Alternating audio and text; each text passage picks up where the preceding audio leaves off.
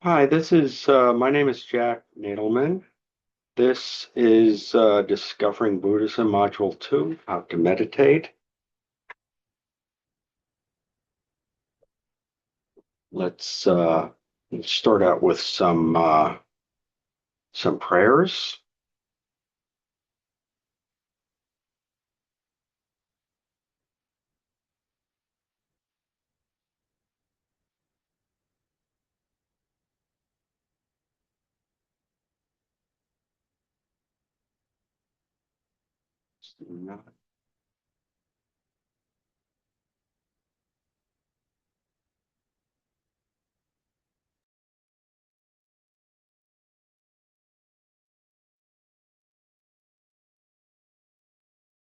And here we go. Okay, we'll start with the short mandala offering.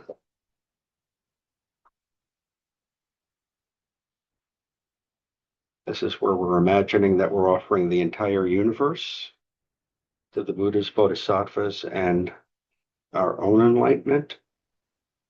This ground, anointed with perfume, adorned with Mount Meru, the four continents, the sun, and the moon.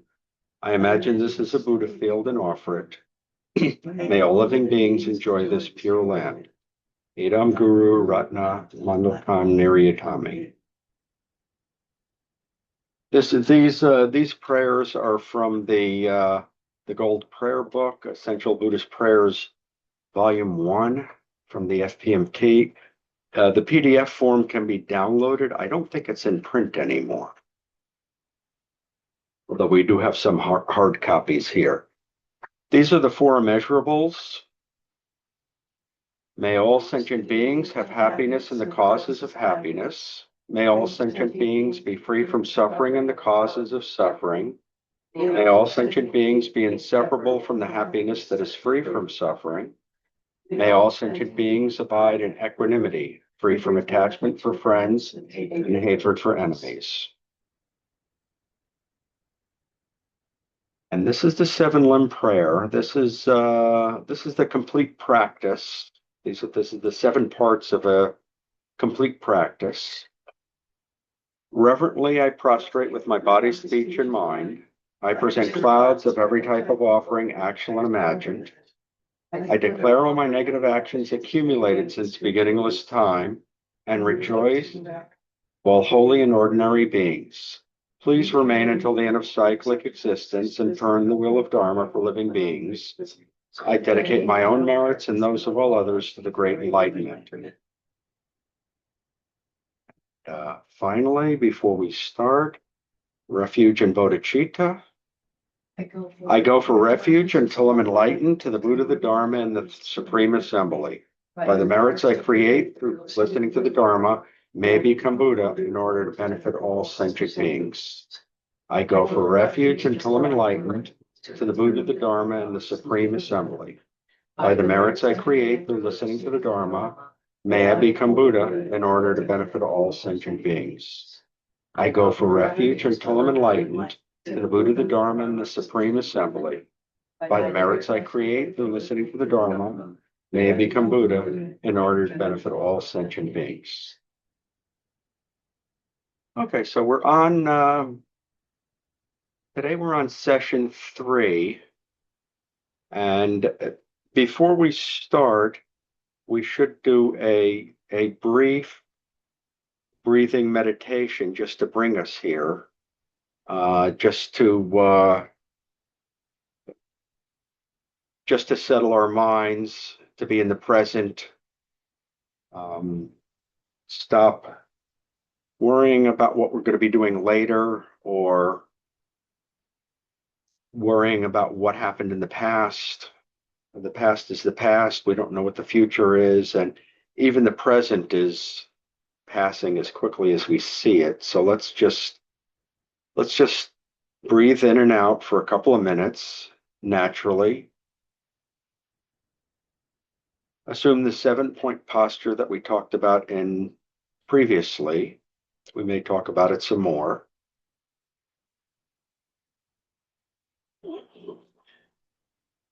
The mudra, the arms, the legs,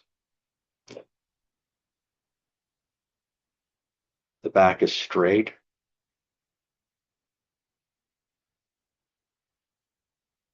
If you like, you can count the breath. Your eyes can be slightly open, especially if you're drowsy, or completely closed if your mind is all over the place. Your head's tilted slightly forward. And just breathe in and out naturally. And watch your breath.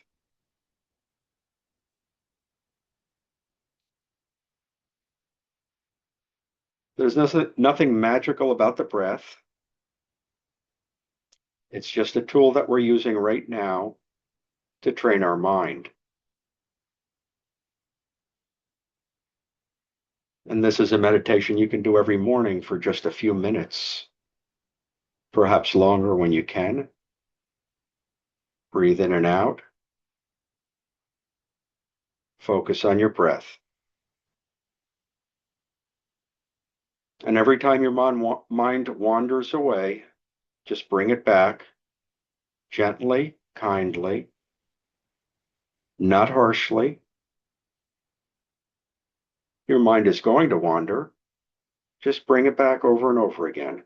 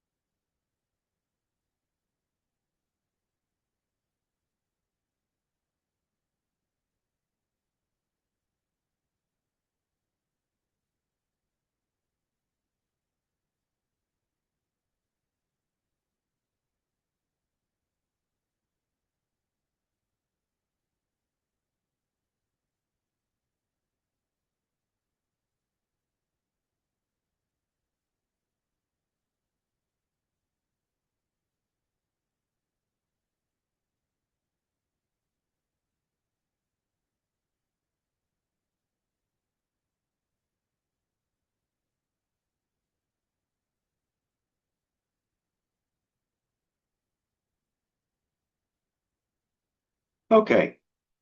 Now that was very brief, but it kind of brings us to this place. And what we just finished, the prayers that we did just before starting this class are called motivational prayers. Um, there are motivation is one of the most important things we have because it's the only reason that we do anything because we're motivated to do it. We have a reason. If you're not motivated, that's it. It's over.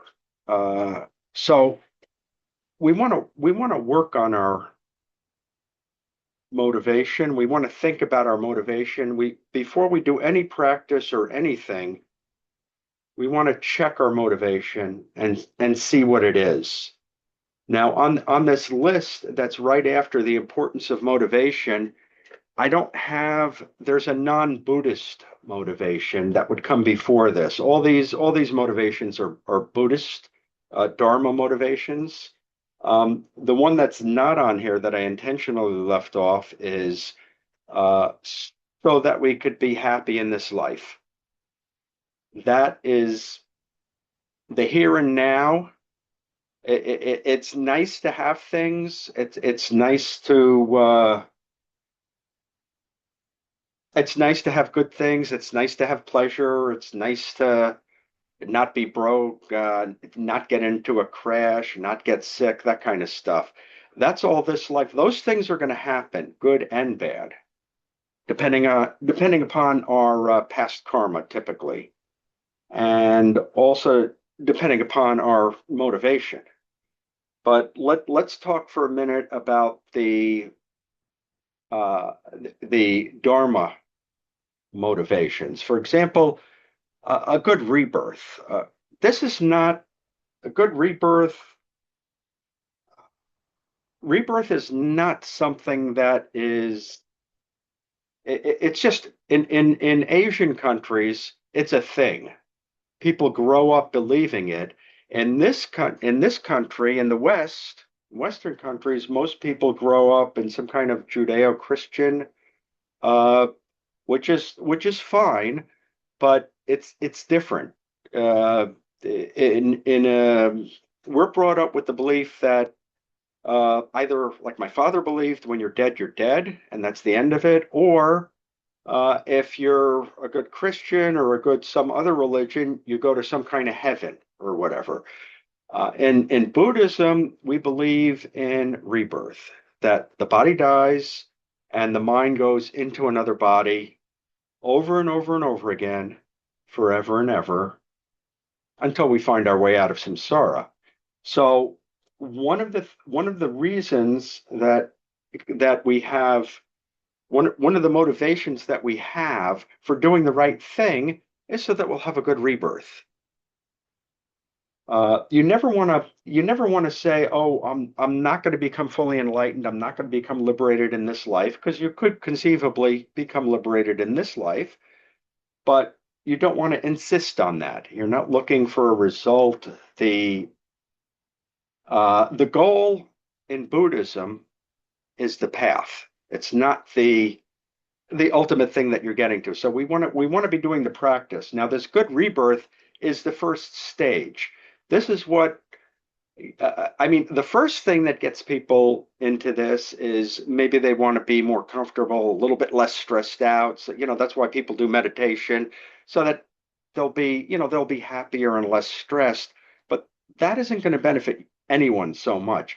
Having a good rebirth benefits you in this way. If you have a good rebirth, if you have a perfect human rebirth in the next life, you can make even more progress. And the thing about the mind, if you were here for Venerable Pendrin's teachings, the thing, about the mind, which was module 1, the mind is unlimited.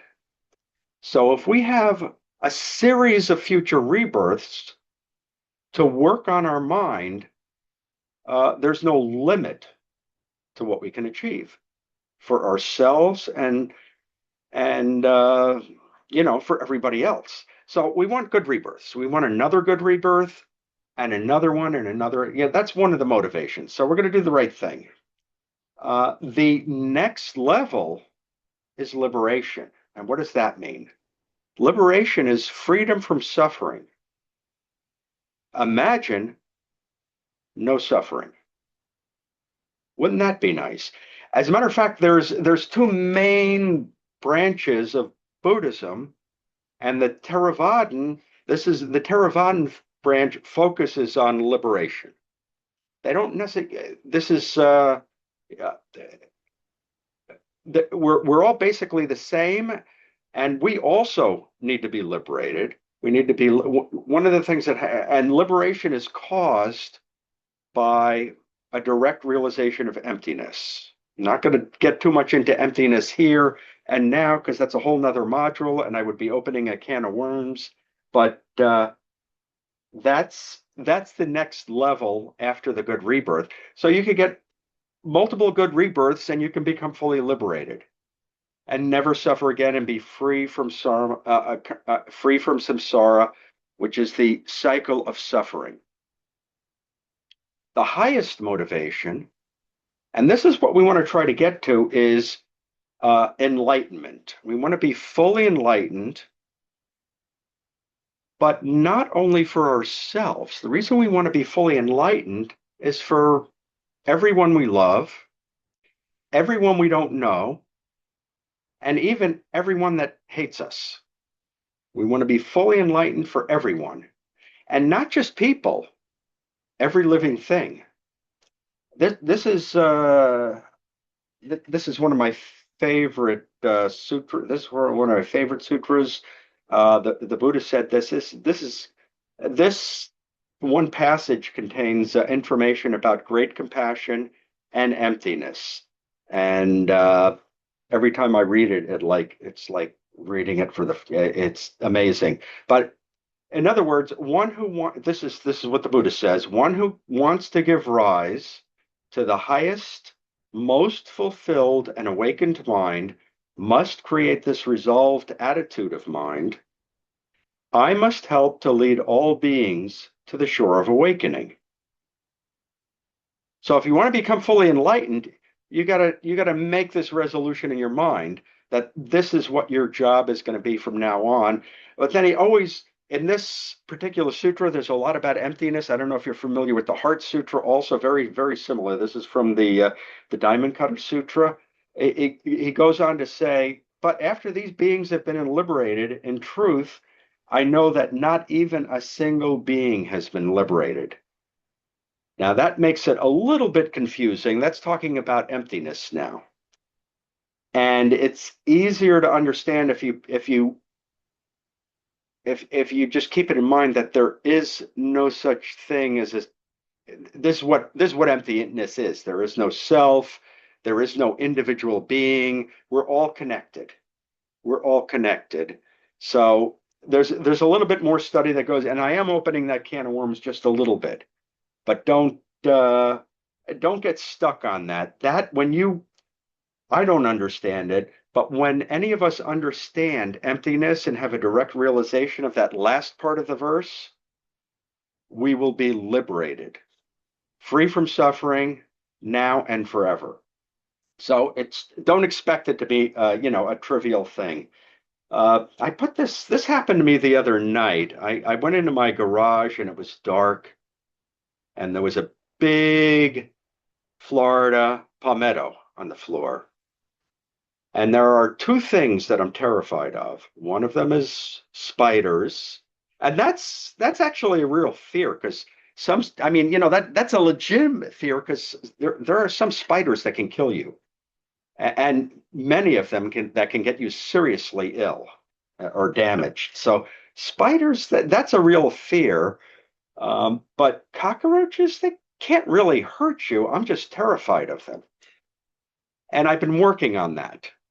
I have been working on that because I know that when I turned on the light, first of all, or she, whatever it was, ran under a box, couldn't get completely under the box because the box was on the ground and was just sticking out. And just thinking about it, that little creature was terrified of me and did not budge, didn't move.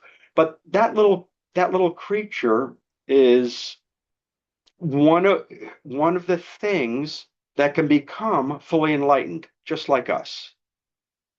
It has a mind just like us. It's exactly like us in this respect. It doesn't want to suffer, and it wants to be happy. It wants to find something delicious to eat, whatever that is, and it doesn't want anybody to step on it or poison it. So it's kind of like that. So this is the highest motivation, is great compassion, which is the resolution to achieve full enlightenment, which is a big task, for the benefit of all. For the benefit of all, and that includes every living thing. And it seems like a big lift, but that's how we get there. And once you get enlightenment for yourself, I can't describe it. I've heard it described as by people that also can't describe it as just, continual bliss. You're omniscient, you know everything, you know how to help best. There's no suffering, and pretty much that's it. So that's mostly the importance of motivation and why we should be motivated to practice our meditation on a regular basis. So getting back to meditation itself, there's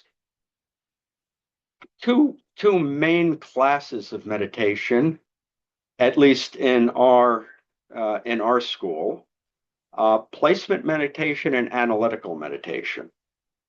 We did a very brief placement meditation at the beginning of the class. That's what a placement meditation is.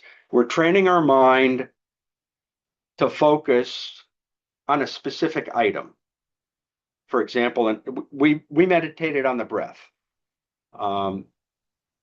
It doesn't matter what the item is, just so long as it's not a negative item. Like you're not focusing on something awful. You want to focus on something either neutral like the breath or something extremely positive like an image of the Buddha. That for some of us Westerners, we're not that familiar with images of the Buddha, so it's a little difficult. We have to look at the Buddha, we have to get him, we have to get these things in our head. It's a little work for us, but an image of the Buddha is the most skillful, one of the most skillful things you can meditate on. As a matter of fact, one of the other students in that goes here by the name of Tal was saying that she has trouble with a meditation on the breath. She does much better with a meditation on the Buddha, and that's whatever it is for you. As we go through the course, we're going to go through different types of meditation, different things that you can meditate on, and the whole trick is to just do it, to just show up and to just do it. This placement meditation is kind of like cleaning a mirror. You clean your mind, it's dirty, it's got dust on it, so you clean it off. And as soon as you do, it gets dust on it again. So you got to clean it off again. It gets dust on it again. You clean it off again. Where that falls short, that analogy is the object of placement, perfecting placement meditation is to be able to get your mind to focus on something and keep it there. Ultimately, what we want to be able to focus on is highly skillful thing. Well, this is in the analytical meditation, and we'll go actually in the next session into going back and forth, using them to get together. I'll talk about a little tonight, but okay. So now we're doing a meditation session, which we talked about in the last module, the previous module. Consists of, you start with a few practices, the prayers and all, but it involves doing a placement meditation followed by an analytical meditation. Not always. You could make the whole meditation session just a placement or a single pointed meditation, it's also called. But the analytical meditation is how you're going to get enlightened. It's how you're going to get liberated. So we want to start learning to do this. Not all schools stress analytical meditation. Some stress only the placement meditation. We stress the analytical. So what you'll do with analytical meditation is, like, for example, you're gonna meditate on love, which is the wish for somebody else to be happy. Like when I'm with my grandkids, that's all I want, is I want them to be happy. And when I'm with my children, it's all I want, is I want them to be happy. That kind of stuff. That's what love is. It's not. Love has multiple meanings in our society, and some of it is very selfish. Like, you fall in love with somebody, because of the way they look or what they can do for you. And, I love you, and that is more grasping than love. And it can be a mixture. It can be a mixture of the two things. But the love that we're talking about here is the unconditional love. The love that where you just want that other person, and by the way, in Buddhism, we consider animals persons, cockroaches person. Anything with a mind is a person, but we'll keep that between us. So you want the other to be happy. Compassion is another one, very, very similar to love, but it is the wish that the other wouldn't be suffering. So you don't want the other to suffer. And that seems to be in what we're studying even higher than this unconditional love. You want to remove all the suffering. This is what we're talking about when they talk about getting fully enlightened, the bird having two wings. One is compassion, the other one is wisdom. It's compassion and wisdom. And love can be considered kind of part of compassion, although the unconditional love, if you can perfect that, that's a pretty good thing to do. Other things you can meditate on is stuff like wisdom and patience. And what we're doing when we're doing an analytical meditation is in a way, it's similar to the placement meditation, except for when you're doing an analysis, like I'll go through some of these: wisdom and patience. For example, with patience, all the benefits of patience, what it is, all the drawbacks of anger, which is the kind of the opposite of patience. Death and impermanence are very, very good way to illustrate analytical meditation, because you look at all the different ways. We're going to actually do this a little bit with the precious human life, but you look with analytical meditation, you look at the same object from all these different angles. Why is it good to do this? Why is it bad to do it this way? Why? And you think about these things. We have minds that can actually, based on past experience, come up with proper conclusions just by thinking about things, just by going over and over, sitting in meditation and analyzing a subject until you come to a conclusion. A light bulb goes off, you come to some sort of realization, and you remember that, or you don't. In my case, I don't. I have I have a tendency to forget things. I'm really old. That happens, unfortunately.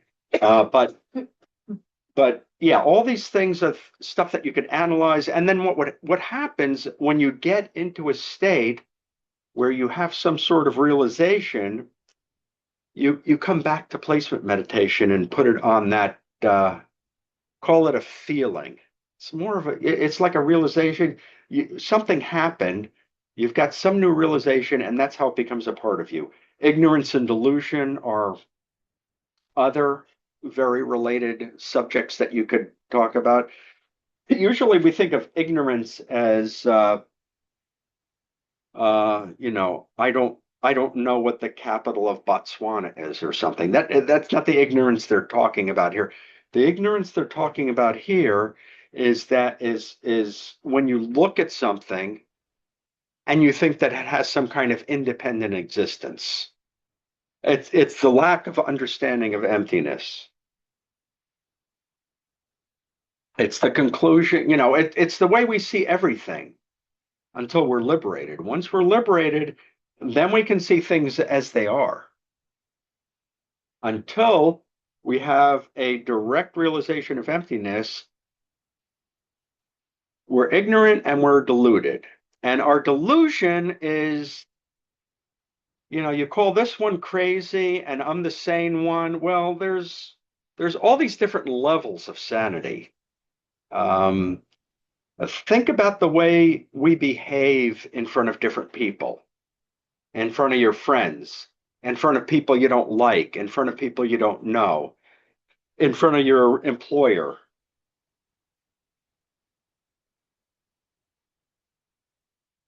Sorry. So they're all different people. So does that mean you're schizophrenic? Well, maybe a little, but you are becoming different people in front of different people and in different situations.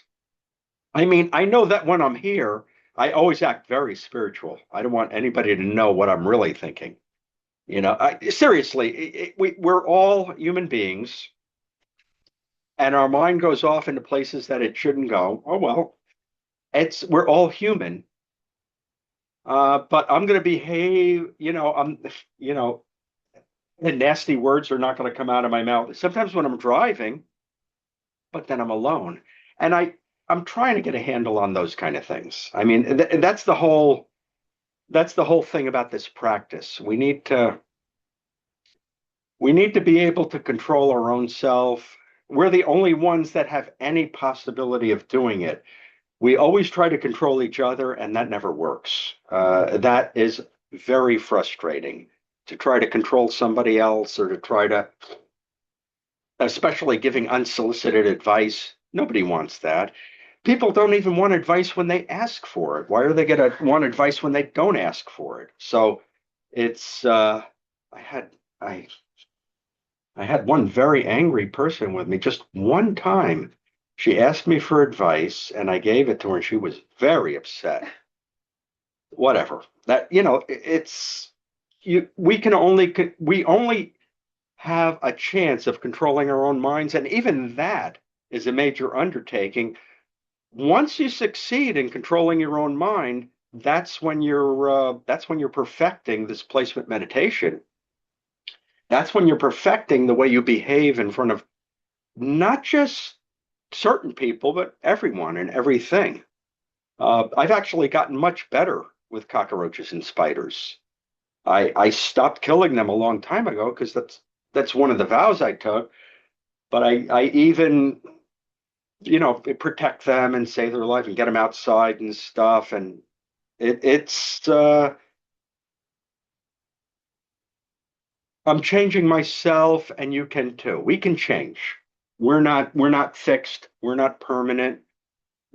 Luckily we can change because we are empty of independent existence. Okay, so let's talk just a little bit about the precious human life. This is a one, yeah. Question. Could you say a little more in our tradition about analytical meditation? Just a little more to how you see it, how it's helpful. Oh yeah, well it's if you take a look at the Lam Rim, which is there's a book over on the end of the altar there, a big fat book. What that is that is a series of, it's called the Steps to the Path, the Graduated Path to Enlightenment, and each subject is like an outline of how to become fully enlightened.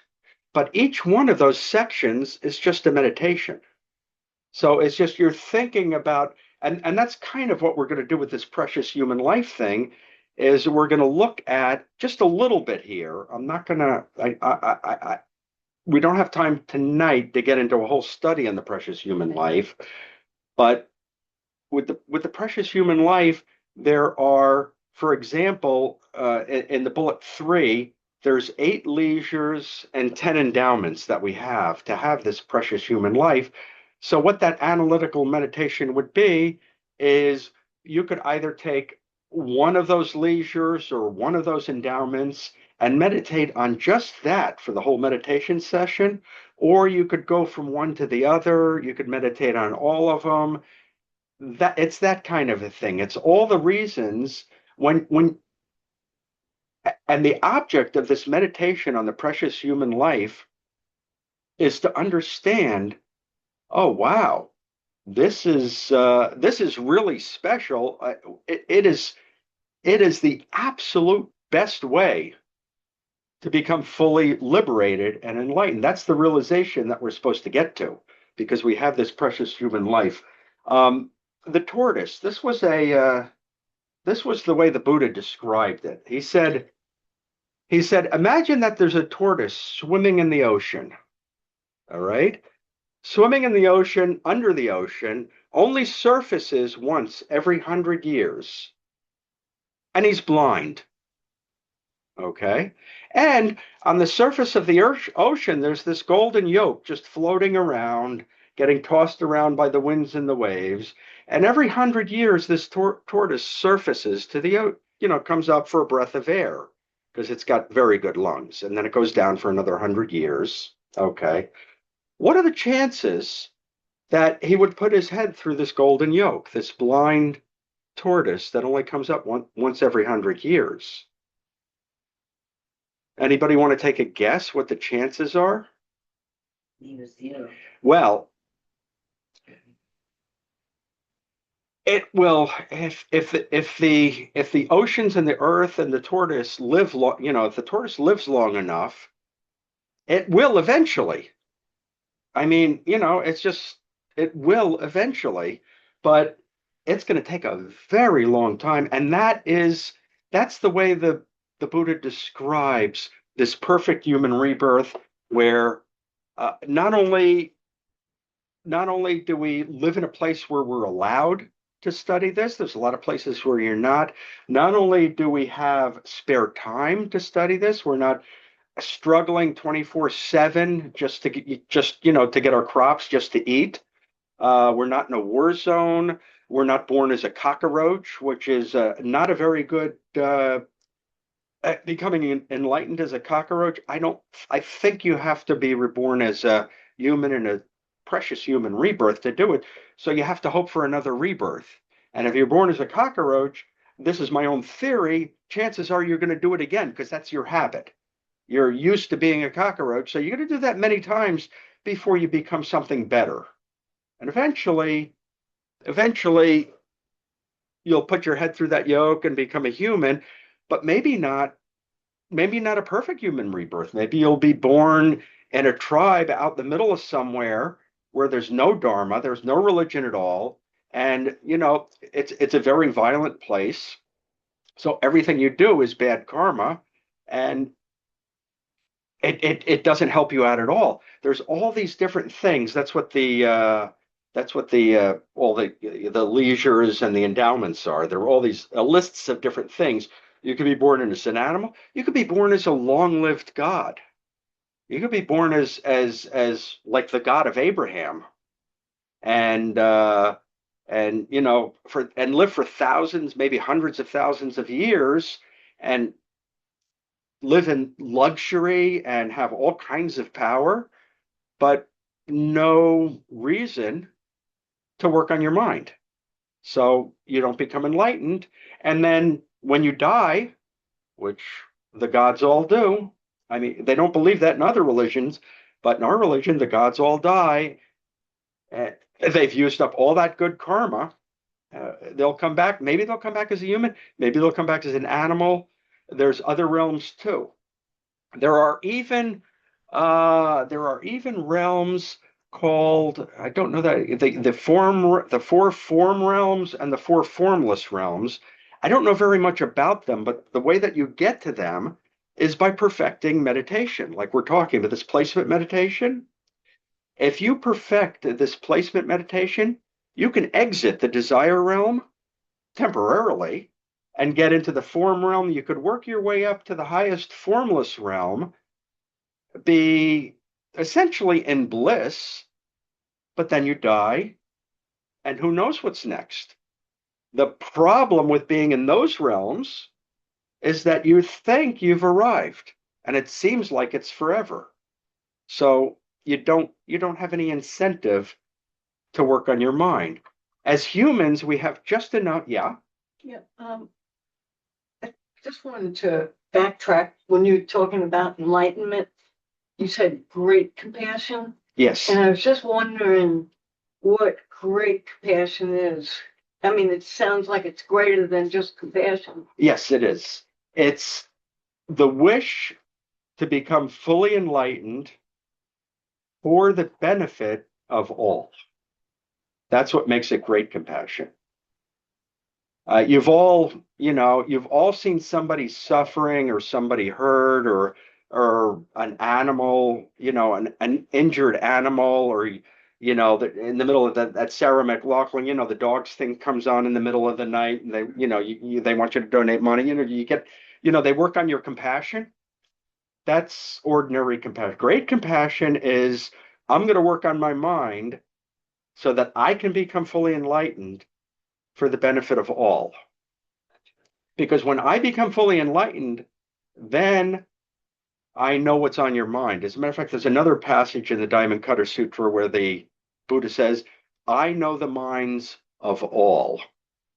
And to me, that is omniscience. Because if you know and he says, in all the hosts of the universes, all the living things and all the hosts of the universe, I know their minds. Okay, so if you know that, you know who needs help, you know how to help them, you know what they're thinking, you know just the right thing to do. You can't make them do it, but you know what, if they're ready for some help, you know how to help them. And that's what great compassion is.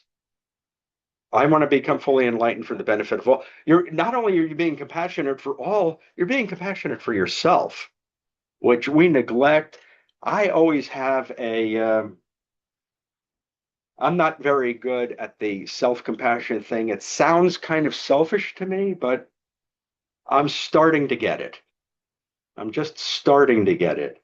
But that is what enlightenment does. Is it's the best possible thing you could do for yourself, and it's the best possible thing you could do for everyone else. That's yeah. Going back to placement meditation, I just want to make sure that I'm on the right track of visualizing the Buddha. Is it just a constant focus?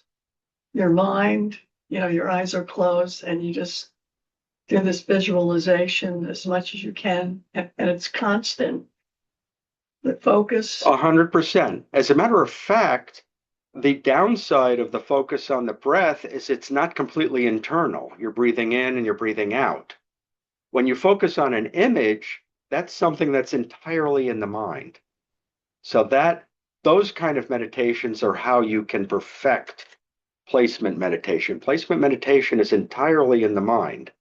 If you're focusing on a candle or on an external Buddha, that's a way to get started.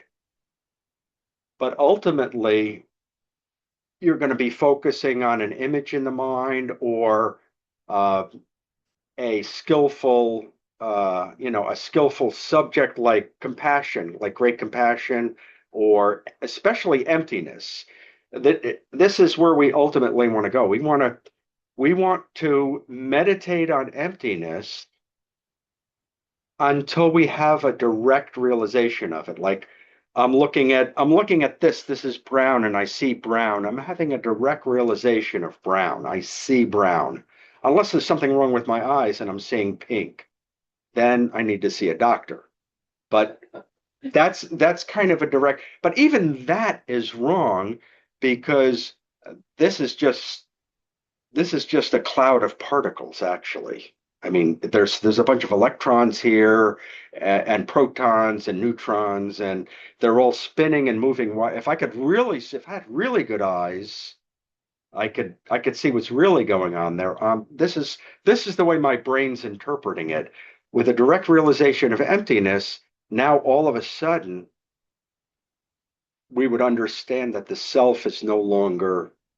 Anyways, I'm getting off on too much of a tangent here.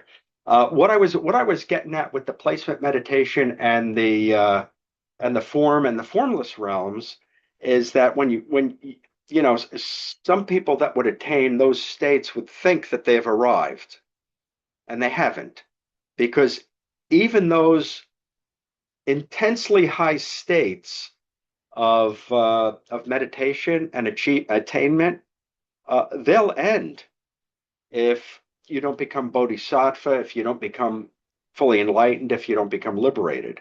They'll end, and you could go back to being a cockroach, depending. It's not. it all depends on your past karma. It all depends on your past karma, what you're going to do next. Um, Here's something else. I mean, this is just something I got from Grok.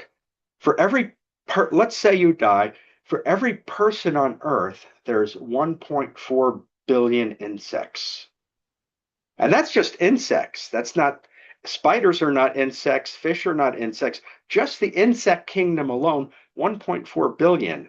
So when I die, if I'm grasping at a life, if I'm not careful, if I haven't trained my mind, if I haven't done the kinds of things that are going to get me a perfect human rebirth, I could grasp at becoming, a mosquito. I could end up as a mosquito because there's just so many. It's just, you know, I'm grasping at a body. I need a body. I'm very uncomfortable as a dead mind floating around in the bardo. I don't like this at all. And I don't know how to be, I've got all these bad habits and oh, there's something I could become, and I become that, and big mistake. So that's what we want to avoid. We want to get the perfect human rebirth.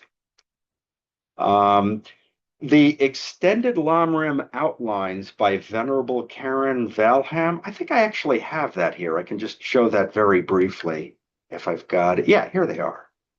Let's see. Are they showing up here? Are they showing up on the screen? No, yeah. No. Huh. I'm seeing them here. Okay, so that is. Let me stop share and let me see if I can share that because that wasn't up, so maybe that's why. Uh, Extend. Here they are. Okay, share that. I'll just share this just for a second, just so you could get an idea. This is the extended Lamrim outlines. And what this is this takes the Lamrim and it boils it down to, just this many pages. What are we on page 74? But as an example, here's the beginningless mind, blah, blah, blah. There's some explanation, guru devotion, the small capable being. Okay, this is what I'm talking about now. Like, for example, you see here's the 8 leisures and the 10 endowments. If you wanted to do this meditation for real on the perfect human rebirth, you could either read these things and do it that way, freedom from being born this way, freedom from being born that way, blah, blah, blah, all the way, and freedom from holding wrong views. And then here's the 10 endowments. These are all the things you could do during an analytical meditation of the perfect human rebirth. And then let's say let's say you want to just meditate on this number 5 in the 10 endowments. That's a good analytical meditation. Having faith in the Dharma. Isn't that a one? I mean, those of us that are here have some faith in the Dharma. If somebody has faith in the Dharma, they're going to be at a Dharma center learning Dharma. So this is what's, but then that's how the analytical meditation works.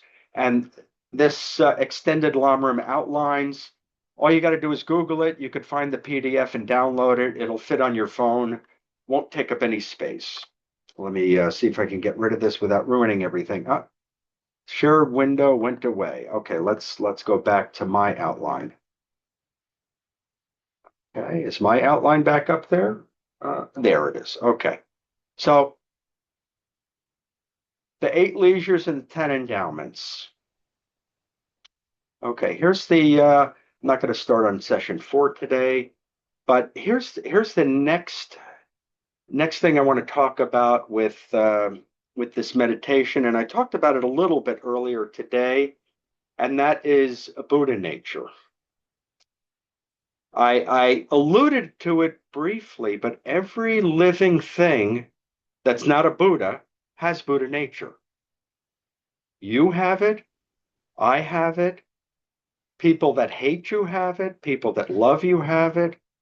people that you don't know have it, people that you're in a traffic jam with on I-95. Everyone around you has this Buddha nature. That little cockroach that was so scared of me has a Buddha nature. As a matter of fact, this is what Shanti Davis says in The Way of the Bodhisattva. If they bring forth strength of perseverance, even bees and flies and gnats and grubs will gain supreme enlightenment, so hard to find. So this isn't my opinion, and maybe he's wrong, but I believe that he's right. I believe that everything has the ability to become a fully enlightened Buddha. Keep in mind, the Buddha used to be an ordinary being just like us. The Buddha used to be a mosquito. The Buddha was everything that we were, and he worked his way up. There's the Jataka tales that are a lot of fantastical tales about the Buddha and his various lives. I think, I don't know if in the last session I told you about how he offered himself up to the lions. Many of you know this story, but he had this, or it might have been during the meditation. I don't remember. This is what happens when you're dealing with an old person. Oh, I got to start over real quick. Anyways, the Buddha used to be an ordinary being just like us. And he, as a matter of fact, in one of the tales, he killed somebody. But that just emphasized the importance of motivation. The motivation, the story goes, he was on some kind of a ship. And because he was clairvoyant, by the way, if you are able to perfect meditation, single pointed meditation, you will be clairvoyant. You'll be able to read minds. You'll be able to see your past lives. But it's no guarantee that you'll become liberated or fully enlightened unless you start training it in the right way. Anyways, so the Buddha saw that there was somebody on the ship that was going to kill everybody. There were about 500 people on the ship. He was going to kill everybody and make off with the treasure, or whatever it was, a merchant sailing ship kind of a thing. So he killed that person, even though he knew it was bad karma to do so. It doesn't matter what you're still doing something that is causing bad karma. He was willing to take the bad karma because his motivation was what? Does anybody know what his motivation was exactly for? Why he was motivated to kill that person? He wanted the 500 people to live. Maybe. No, he didn't. His ultimate motivation was he didn't want all that bad karma of those 500 murders on that one person. Oh, wow. So he had a very high motivation for doing that. But he wasn't a Buddha yet. He was what we call a bodhisattva. This is somebody that day and night, the only thing he thinks about is how to benefit everyone around him and everything around him. So that's it. But he used to be that wasn't an ordinary being. That was a bodhisattva. But long before that, he was an ordinary being. He talks about it when he's being put to death by the Prince of Kalinga. He said, well, he actually wasn't put to death. The Prince of Kalinga was just cutting things off. He got mad at him because he was in the forest meditating, and the prince's concubines were in the forest picking flowers, and they asked him for a teaching, and he gave them a teaching, and the prince got so mad that he captured him and he started cutting off his nose and his ears and his limbs and stuff like that. And apparently he wasn't dead because he told the prince, I'm not mad at you at all. And the prince didn't believe him. I mean, would you, if you did that to somebody? He said, no, I'm not, I have no anger in my heart to you. And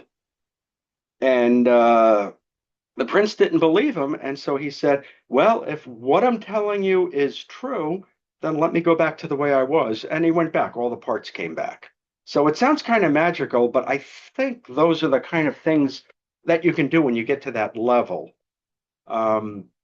It's a very when you read that story it's also in the Diamond Cutter Sutra, but it doesn't in I heard it more recently when I was listening to an audiobook, the more of the full story. In the Diamond Cutter Sutra, it sounds like he's being put to death by the prince. And you would think that he is, but no, he said, if I had any anger in my heart, then blah, blah, blah, so he had no anger in his heart.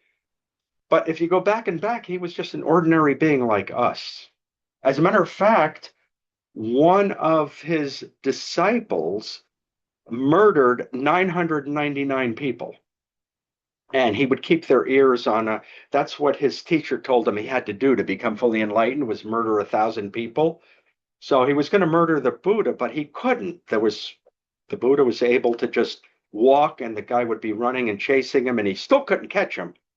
And because of those things, I forget what his name was, but he became one of his disciples after killing 1,000 people, and he became fully enlightened, and so did Milarepa, who also murdered dozens of people.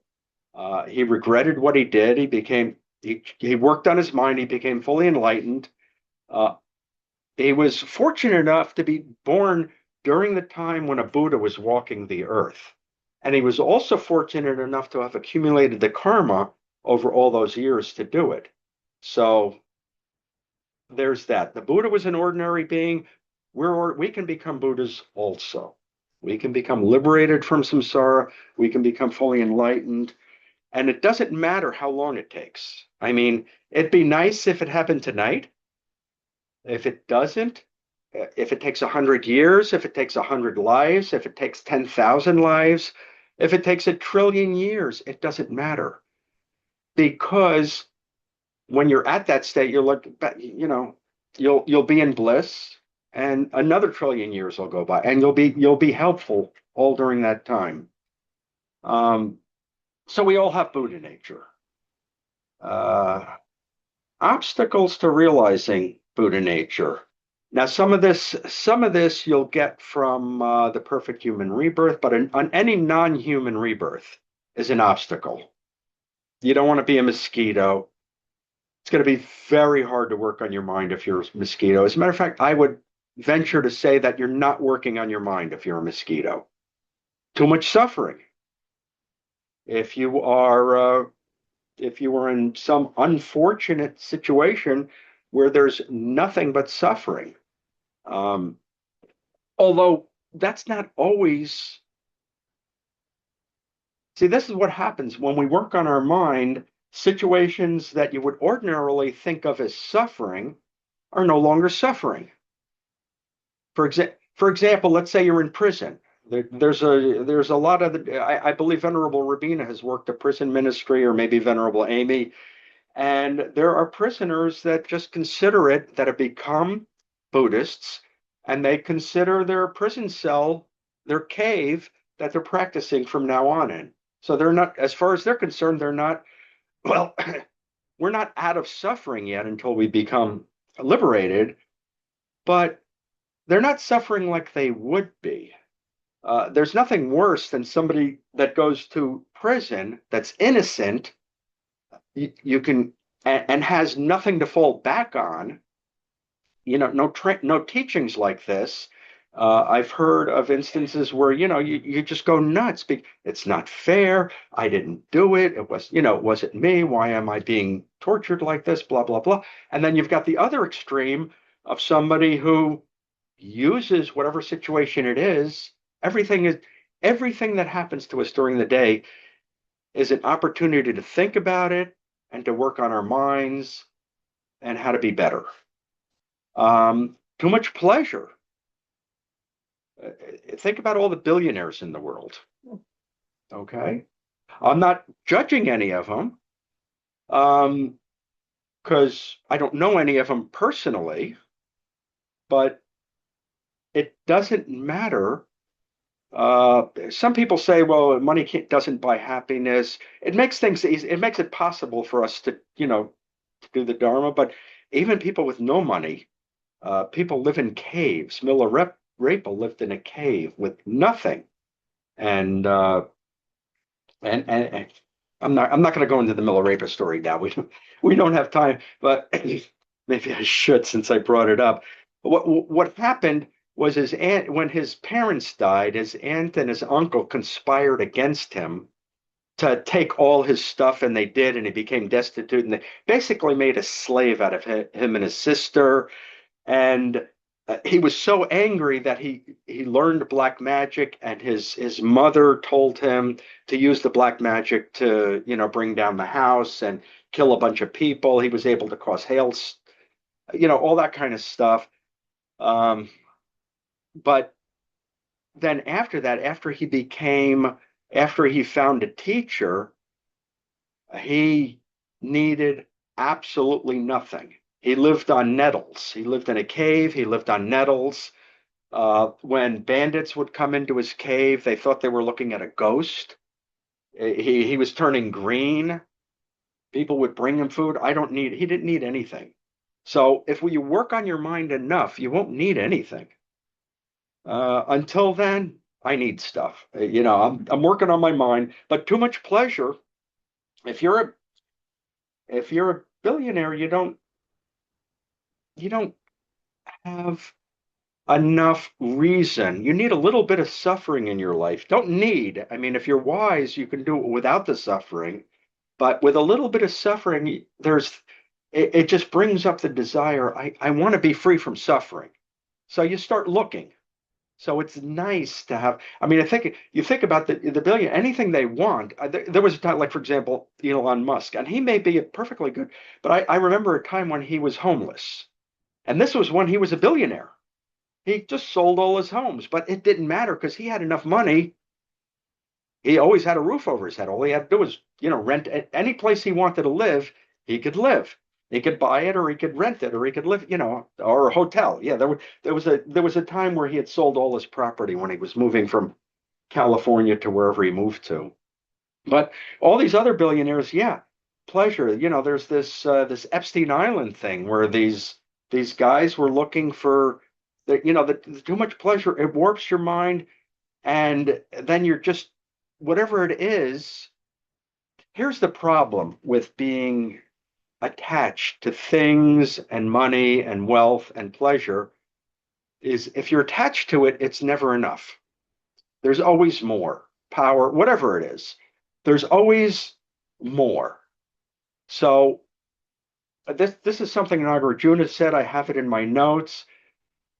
Let me find it because I don't want to misquote him. But I don't know. Is that showing up there?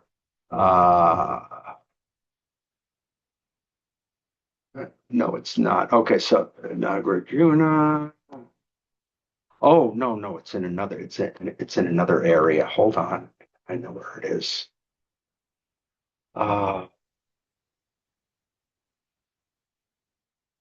Satisfaction is. I'm doing it from memory because I can't find it right now. Satisfaction is the greatest of riches.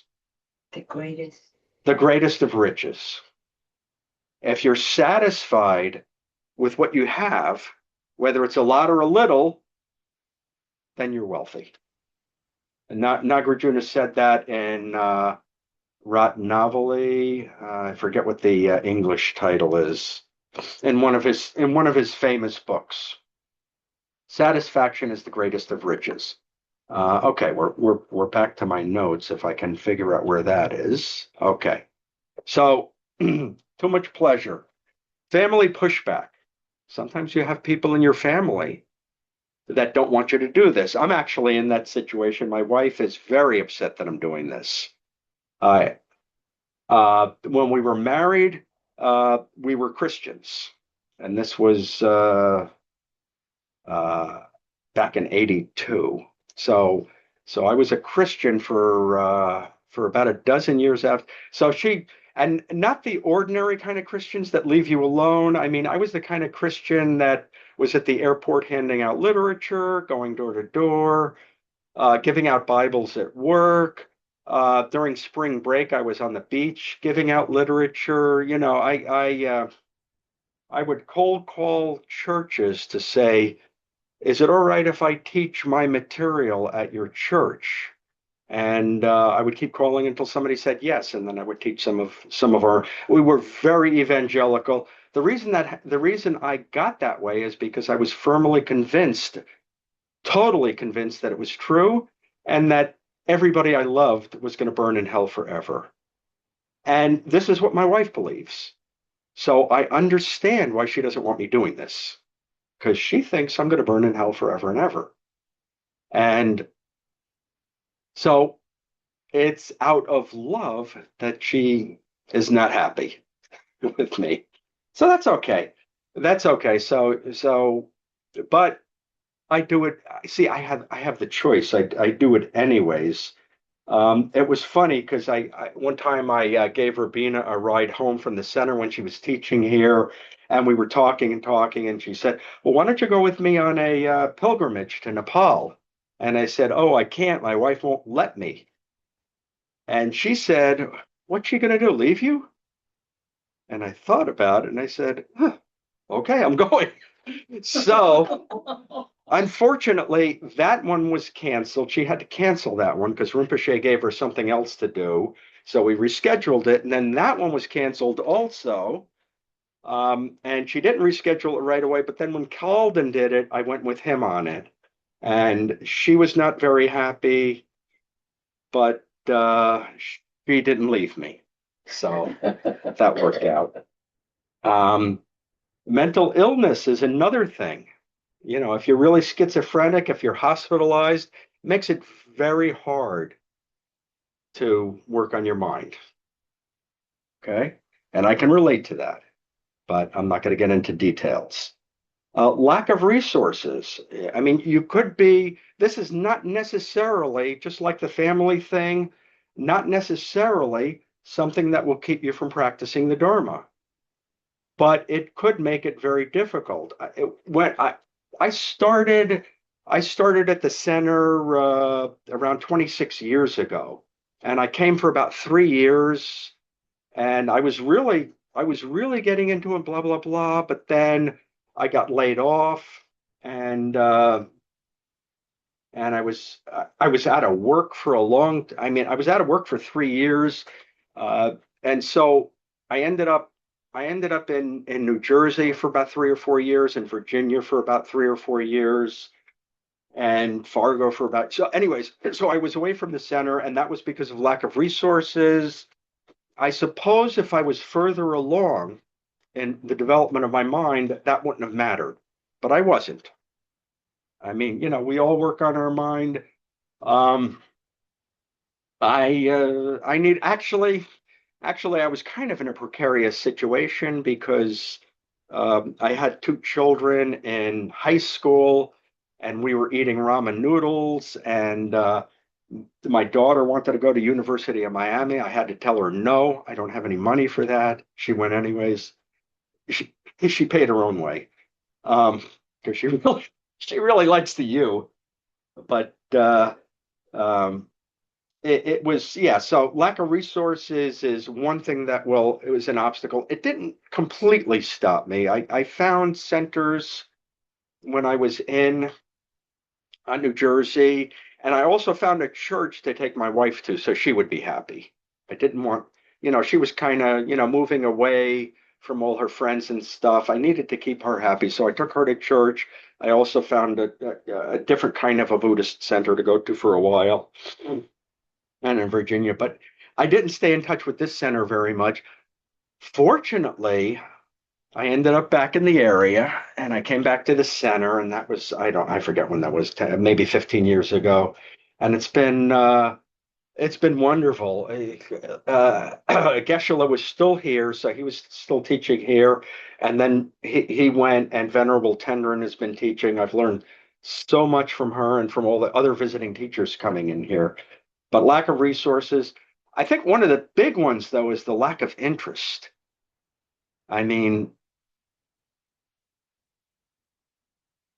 um, in this whole state, how many centers like this are there? There are Buddhist centers, but how many people really do have an interest in Buddhism and work on their mind on a daily basis and have an interest in becoming fully enlightened for the benefit of all? Just having, where did that come from? You know, it came from karma. It's a habit. We've done it previously. We worked on it. We do this experiment. We practice it. It works. Things get better. The more you practice it, it's like a scientific experiment. It's like the scientific method. You do something, you make a prediction, you start with a theory. If I do this, I think this is going to happen. And you try it, and it either happens or it doesn't happen. And then you say, well, let me do it a few more times just to make sure. And you do it over and over again. That's what Buddhism is. We have these theories, and the trial and error, of course, is the hard way. Like a rat running through a maze, bouncing your head off going the wrong way. The easy way is with a teacher. If you have a teacher or a book or an audio to listen to, somebody that's actually done it, like the Buddha or Rinpoche or Venerable Tendrin, somebody that obviously, I'm not talking about me. This is actually the first class I'm actually teaching, and whether I should be or not is kind of questionable, but I'm doing the best I can. But having a lack of interest and access to teachers and the teachings. Not everybody has access to the teachers and the teachings. If you're in a communist country, if you're in a dictatorship, in many places it's against the law. Or if it's not against the law, you have people watching you, making sure you say all the right things, that kind of thing. So you're not free to do, to practice the way you want. Or there could just be no teachers at all. In the US, some people think it was a horrible thing what happened to Tibet. And it was. The Chinese invaded, and they murdered many, many people. They imprisoned many, many people. But there was a tremendous positive outcome. Look what's happening in the US and Europe and Australia, all over the world, because because of His Holiness fled. Some people stayed. The 14th, what is it, the Karmapa? They've had him in prison since he was a child. He hasn't been seen since he was a child. Oh, geez. I wish I could remember stuff. That would be helpful for being a teacher. What country is that? China. In China, there's this person. Yeah, in China there was another tulku, kind of the partner of His Holiness. It's like the 14th Dalai Lama, and there's another tulku that was reincarnated in China and was declared by, was confirmed by His Holiness and so forth. And so the Chinese took him and his parents, and they haven't been seen since. So access to the teachers and teachings, they've lightened up a little bit because it's a good tourist trap to have the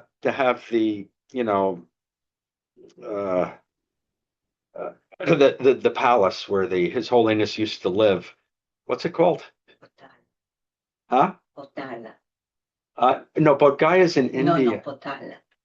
Maybe. Oh, the Potala Palace. Yeah, the Potala Palace where he used to live is like a tourist thing now, and they let some of the monks are doing their thing, and they seem to be okay. But we have all the conditions we need. We have everything that we need. We have an interest. We have plenty of resources. We have extra time, on and on and on. This is extremely rare. This is like we've managed to surface. We're blind, but that we've surfaced over and over and over again, and finally we put our neck through the golden yoke, and here we are. We need to make the best use of it. And with that, we're going to do meditation 3. appreciating our human life. But if you don't mind, I'm going to make a quick run and use the restroom. I'll be By all right means. back. Huh? By all means. We're still recording. Be right back.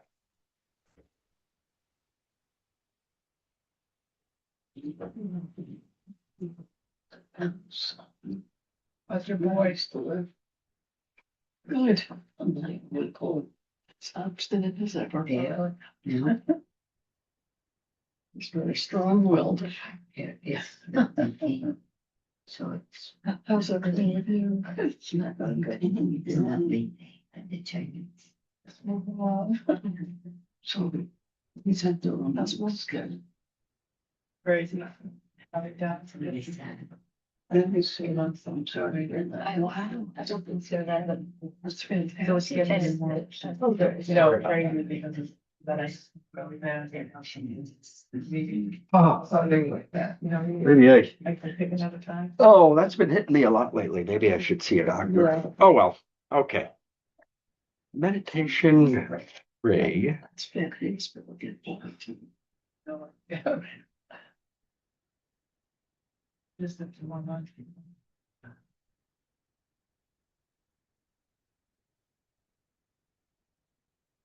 Mm, I had it here. There it is.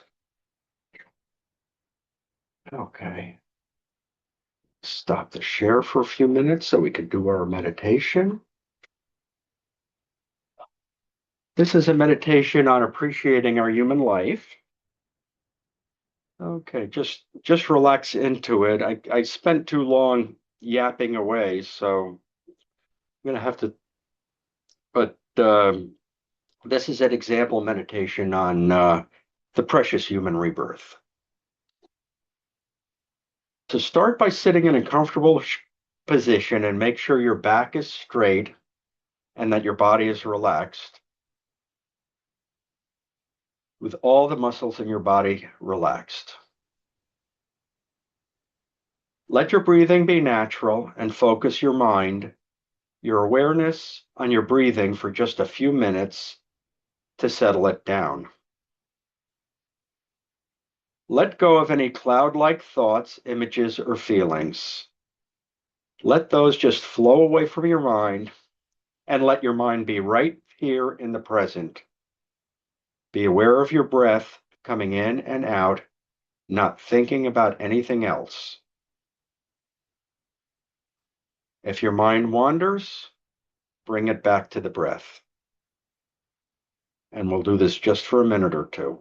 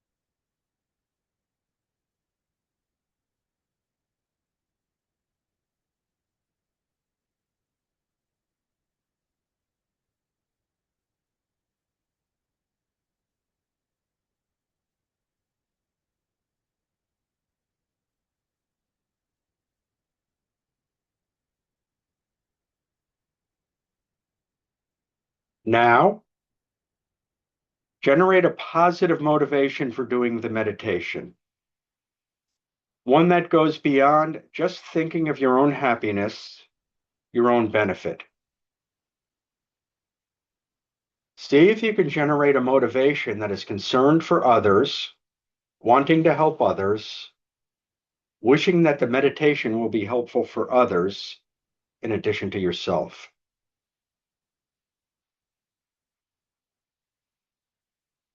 Now, begin the meditation by thinking about your own Buddha nature, which is the potential of your mind to become completely clear and pure, free of all negative states of mind like anger, and to fully develop all the positive qualities, the positive states of mind, such as loving kindness, compassion, and wisdom.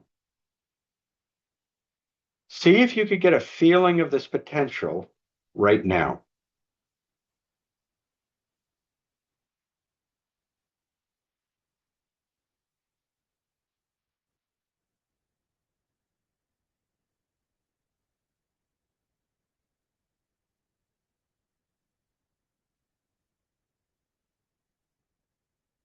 It is possible for your mind, this very mind that is sitting here now meditating, to become completely pure and very powerful and beneficial for others, able to do so much good for others. If you find it difficult to accept this idea of Buddha nature, then see if you can at least accept that the human mind has incredible potential, so much intelligence, we are able to know what is right, what is wrong, what is true, and what is false. We are able to understand other people and their suffering, able to feel moved by compassion, to help others, and we are able to think of all kinds of ways and means to benefit each other. We have so much potential and capability to make our lives meaningful and beneficial, not just for ourselves, but for others as well. Feel a sense of that potential that exists within you.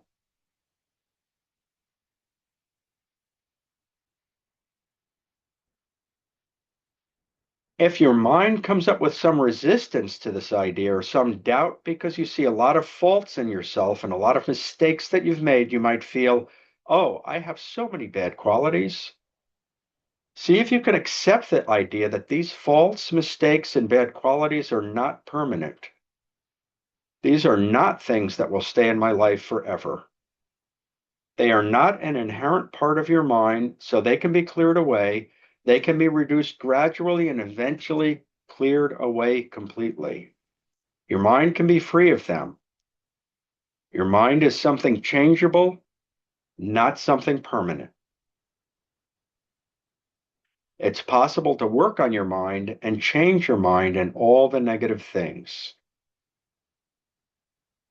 This potential to transform the mind, to free it from negative qualities and develop positive qualities, this potential exists in everyone's mind, but not everyone is in the most ideal situation to be able to do this kind of work on their mind. There are some people, human beings, who experience physical difficulties such as sickness, injuries, or disabilities. Or there are the very poor living in extremely hard conditions, really just struggling to stay alive. Other people are experiencing mental difficulties, mental illness, or mental disability.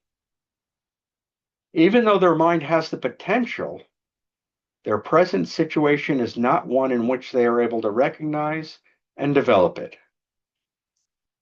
Spend some time thinking about people in this situation. They may be people you know yourself, or you have heard about or seen. Or just use your imagination. Think about the lives some people have, the difficulties some people have that make it almost impossible for them to understand the potential that lies within their own minds.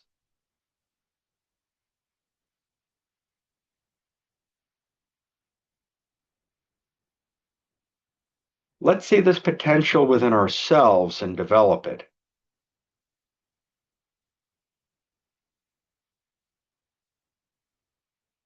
And then there are others.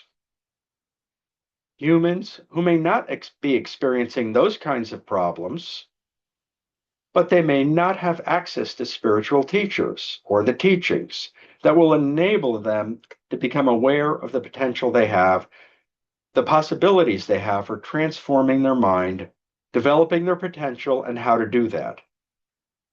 They may spend their whole life completely unaware of this potential and how to develop it. Again, think of people living in very remote places where they don't have access to these kinds of teachers and teachings.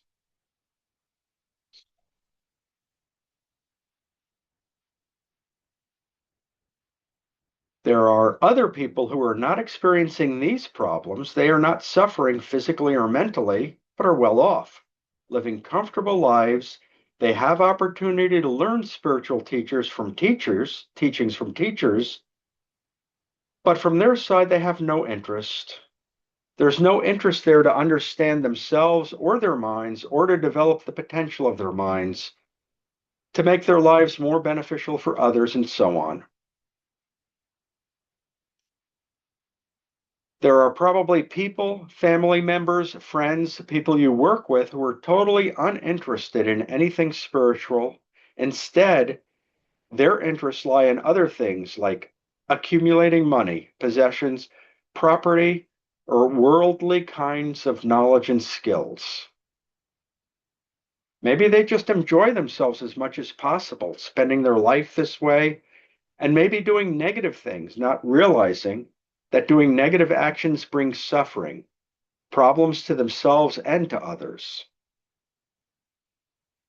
An ignorance that actually creates more problems, more obscurations, ignoring their Buddha nature, the potential of their mind, rather than getting closer to developing it.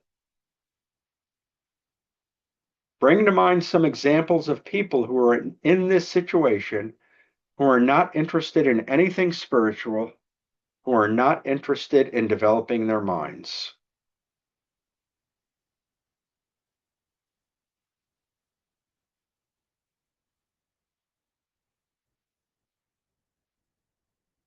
There are also people who have an interest in spiritual teachings, who really want to practice the spiritual path but may not have the freedom to do so. For example, in some countries, the government doesn't allow people to study and practice the religions or spiritual traditions of their choice.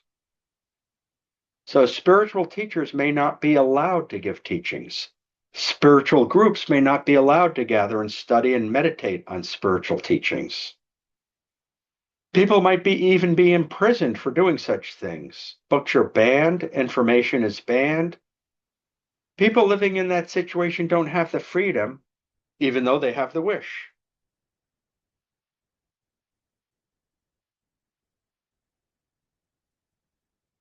Sometimes people face objection from family members. They may wish to study and practice, but they may have parents or spouse or even children who are opposed to their interest and don't really allow them the freedom to study and practice as they wish. See if you can bring to mind examples of people who are in that kind of situation. Think about these kinds of conditions that some people, actually many people, find themselves in. Conditions which are hindrances to recognizing and developing the potential of the mind.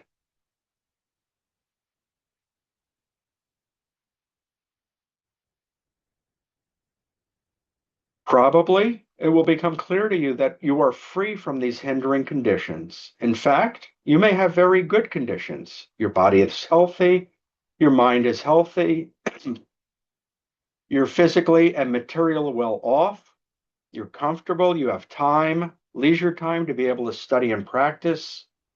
You have access to teachers and teachings. You can meet teachers, you can learn teachings as much as you want, and have the interest to do so. You are interested in spiritual teachings and find them meaningful. You find them worthwhile. You are free to pursue your interests and are not hindered by government or other people. You have the freedom to study and practice as you like. You'll probably realize that you have most, if not all, of these conditions. These helpful and conducive conditions which enable you to recognize the incredible potential that you have in your human mind, your human intelligence, and the ability to develop that potential, the knowledge that there is the opportunity to develop that potential. Thinking about this, see what kind of conclusion you come to. See if you can at least feel how fortunate you are to have this situation, and also, actually, how it's quite rare. Not everybody has it. Many people don't. See if you can feel some sense of wanting the situation while you have it. Use it in a wise and beneficial way. Finally, take a few moments to dedicate your merit, the positive energy of having done this meditation. Whatever positive energy you have created, remember the motivation you had to start with. Dedicate in the same way that it will become beneficial not just for you, but for others as well, bringing happiness and peace, wisdom, and other positive experiences, positive qualities beyond yourself too, for many other people, as many other beings as possible.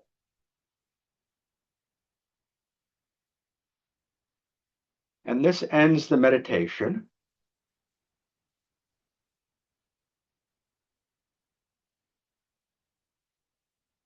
And I'm gonna, well, let me see if there's any questions before we close.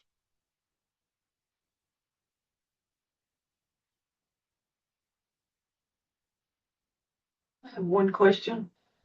Go ahead. What can we do to make it possible? Sometimes I have this fear of not having a rebirth where I have the opportunity to do this, just like you were saying, other people don't have the opportunity, and it scares me. I didn't know if there's anything that I could do which would have the potential for a rebirth where I have the opportunity like I have now to get teachings. Well, it's ethics. It's ethics. It's the the not killing, the not stealing. That's what a perfect human rebirth comes from. Those things. But there's another thing that I have. See, you have a infinite history of this, and the reason I don't worry about it is because, and I think that anything's possible. I mean, I'm trying to practice ethics, but I could screw up, or things karma, kind of out of my control. If I'm on my deathbed and there's a lot of attachment, if my kids are fighting over my money or something and it's bothering, something like that could make me end up in a bad rebirth. But here's why I don't worry about it. Because I know I'll eventually have a good human rebirth. Because I have good karma. Because you're creating good karma right now. You're practicing ethics right now. And not only that, the fact that you're here means that you've practiced ethics in the past. So this is a habit that you have. It's part of your karma already. I believe that everybody in this room is going to become a fully enlightened Buddha eventually. That's why I say, eventually. So I don't think you have to worry about it. If if you ask the same question to somebody that knows a lot more than me, they might, I might get yelled at. You shouldn't say that. No. Do everything, be ethical and have the aspirations and, do all the kinds of things that you need to do to have a good human rebirth. And you should do that. But the reason I don't worry about it is because I know that eventually I will. And not only that, I'm pretty sure that eventually I'm going to become liberated and fully enlightened, just because there's an infinite amount of time to do it. Now, the object of practice in here is to try to speed that up. It'd be nice if we could do it this week. And you might be able to. There's no saying what karma is going to ripen for you. You might be able to do it in this lifetime. And if you can, by all means, do it. Many of the Buddhist disciples did it in his lifetime. They had the karma to do that, to be born with the Buddha and to become fully enlightened in his lifetime. But don't be afraid. You're going to be a Buddha eventually. And if you have to take a few detours along the way, that's unfortunate, but it's not the end of the world. And now, some of this is my opinion. If you ask somebody that is, like Venerable Tendrin or Venerable Calder the same question, you'll get a better answer. I should probably ask that question. This is being recorded, so if they want to listen to it, they can. And any other questions? I know we've gone a bit over, so we'll go into the. Let me find the prayers, motivation, and we do the old bookmark thing. We do the motivation at the beginning, and we do the dedication prayers at the end. So let me share this. This is just more. These are all from the Gold Book.